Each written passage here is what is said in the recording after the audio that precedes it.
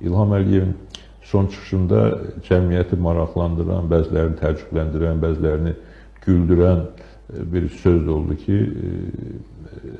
Hafiz Əsəd Bəşər Əsəd diktatorası tarixin arxivinə göndərildi və bu davam edəcək.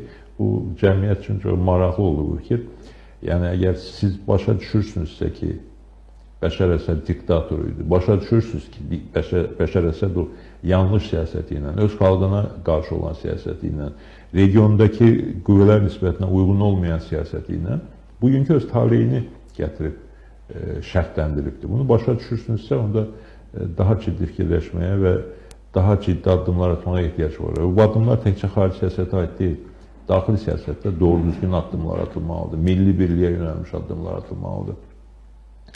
Ölkədə korrupsiya, rüşvətxorluq, monopoliyalar aradan qaldırılmalıdır. Xalqın həyat səviyyəsi yüksəldilməlidir. Xalqın azadlıqları artırılmalıdır. Bütün bunlar real məsələlərdir. Bu, yəni çox çətin, imkansız bir şey deyil də. İndi son günlərdə hamının diqqətini cəlb edən hadisələri hamımız görürük də, Aygün xanım. O, Naxçıvandakı Gömrük Komitəsinin işçiləri məsələsi. Milyardlardan söhbət gedir faktiki olaraq. Yəni, həddən artıq böyük miqyasda pullar mənimsənilir. Heç adamları istidaqa çağırmırlar, düşünə bilirsiniz? Lap yuxarıdakilərini istidaqa çağırmırlar, aşağıdakiləri da istidaqa da çağırıblar. Bir neçə ay yatanlar da olubdur. Sonra da hamısını azad ediblər. Bəzilərini birbaşa, bəzilərini də şərti cəza ilə. Burada isə eyni vaxtda 5-10 manat, nə bilim, kimsə kimdənsə, hansısa jurnalist hardansa grant alıbdır. Hələ grant alan öz yerində, hələ grant alandan maaş alan jurnalistlər var.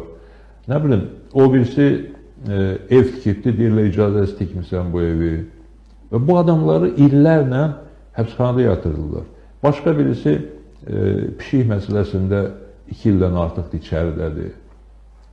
Yəni, bu addımlar atmaqla, jurnalistləri həbs eləməklə, vətəndaş cəmiyyətini, siyasi fəalları həbs eləməklə nəyə nail olmaq mümkündür? Bu gecələr dəyişmir axı, ölkədəki problemlər qalır, bu problemlər həll olunmalıdır və gerçək cinayət edilənlər cəzalanmalıdır, cinayət olmayanlar isə cəzalanmamalıdır. Bu qədər bəsit, bunu etmək lazımdır. Azadlıqlar verilməlidir, iqtisadi azadlıqlar verilməlidir, siyasi azadlıqlar verilməlidir. Çox maraqlıdır ki, Prezident dedi ki, Azərbaycan vətəndaşları ildən ilə yaxşı yaşamalıdırlar. Yəni, bu niyyət bildirilib, qalır komandanın işləməsi. O niyyəti yəqin ki, Azərbaycandakı bütün siyasətçilər deyirlər və bütün normal düşünən insanlar deyirlər və təbii ki, Azərbaycan xalqı daha yaxşı yaşamalıdır. İmkanımız da var. Buna həm haqqımız var, həm də